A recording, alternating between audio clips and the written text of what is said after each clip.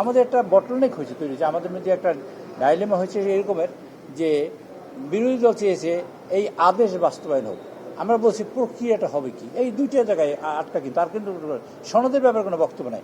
গতকালকে eastern refinery বন্ধ হয়েছে, ঠিক কিনা? এই কথাটা ঠিক বলেছি কিনা গতকালকে? কিন্তু গতকালকে দুইটা জাহাজ ঘাটে নোঙর করেছে তেল নিয়ে, এই কথাটা কেউ লেখে নাই। এটা দুঃখজনক। এই বিষয়টা একটু উত্তরটা বড় হয়ে যায়। উত্তরটা তার শেষ গিয়ে হবে সংবিধান সংশোধন। আমি ধরেন জুলাই সনদ বাস্তবায়ন করবো কেন? সংবিধান লাগবে, সংবিধান ছাড়া কোনো রাস্তা নেই। আমি এইটাকে বড় করতে চাই 10 হাত, এইটা ধরেন আমি সংস্কার করলে 10 হাত বড় করবো কেমন? এটা পদ্ধতি হলো সংবিধান সংস্কার। আমাদের 58টা দফা এসছে আমরা জুলাই সনদে, 58টা দফা, 58টা দফার পরে 152টা দফা আছে, অনুচ্ছেদ আছে সংবিধানে। বাকিগুলোর কি হবে? কাজে এটা সংবিধানের মধ্যে অন্তর্ভুক্তি করতে হবে, এটা নিয়ম। কাজে সংবিধান সংশোধন ছাড়া কোনো বিকল্প নেই। আমাদের একটা বটলনেক হয়েছে তৈরি হয়েছে, আমাদের মধ্যে একটা ডাইলেমা হয়েছে এরকমের যে বিরোধী দল চেয়েছে এই আদেশ বাস্তবায়ন হোক, আমরা বলছি প্রক্রিয়াটা হবে কি, এই দুইটা জায়গায় আটকা। কিন্তু আর কিন্তু সনদের ব্যাপারে কোনো বক্তব্য নাই। মাননীয় প্রধানমন্ত্রী গতকালকে কৃষি কার্ড বিতরণ করতে গিয়ে তিনি বলেছেন অক্ষরে অক্ষরে দাড়ি কমা সেমিকোলন সহ আমরা জুলাই সনদ বাস্তবায়ন করব। এরপর কি? বাস্তবায়ন করতে হলে সংস্কার লাগবে, আর সংস্কার করতে হলেই সংবিধানের হাত দিতে হবে।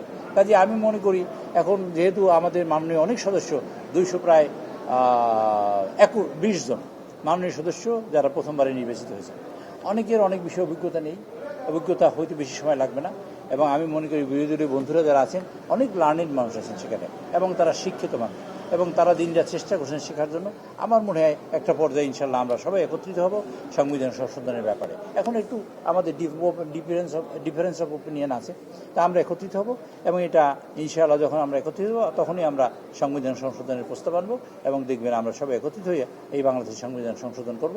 এবং ভবিষ্যতে এই গণতন্ত্র যাতে ভুলুণ্ঠিত না হয়, ভবিষ্যতে আমাদের স্বাধীনতা কেউ হাত দিতে না পারে, ভবিষ্যতে আমাদের সার্বভৌমত্ব যেন অক্ষুণ্ণ থাকে, এবং সকল ব্যাপারে এই গণতন্ত্র সুপ্রতিষ্ঠিত হয়, তার জন্য যা করা দরকার আমরা সম্মিলিতভাবে এটা করবো ইনশাআল্লাহ ভবিষ্যতে।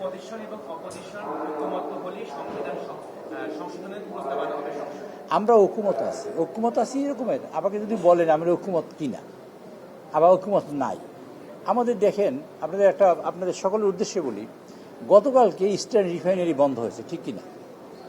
এই কথাটা ঠিক বলেছি কিনা গতকালকে? কিন্তু গতকালকে দুইটা জাহাজ ঘাটে নোঙর করেছে তেল নিয়ে, এই কথাটা কেউ লেখে নাই। এটা দুঃখজনক। আবার কেন নেগেটিভ নিউজটা বলবেন আপনারা? আমি চাই আপনারা পজিটিভ নেগেটিভ সবটাই বলেন, আলোচনা করেন, সমালোচনা করেন। সমালোচনা হবে কি আমরা সমৃদ্ধ হব। এই জাতিকে আমরা কত আর পিছিয়ে নিতে পারি? শুধুই সমালোচনা করবো কেন?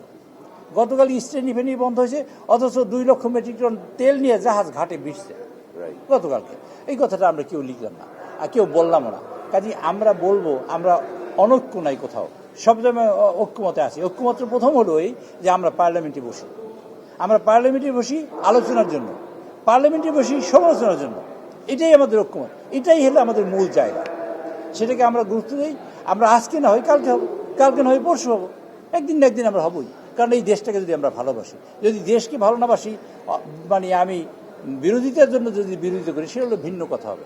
কাজে আমি মনে করি না যে very sensible people are in the parliament, they are in opposition, very sensible and very learned people also there. কাজে আমি মনে করি যে আমাদের ঐক্যমতে আসা খুব বেশি দূরে নয়, খুবই কাছাকাছি সময় আমরা এই দেশ গঠন করার জন্য যা করা দরকার ইনশাল্লাহ আমরা করতে পারবো।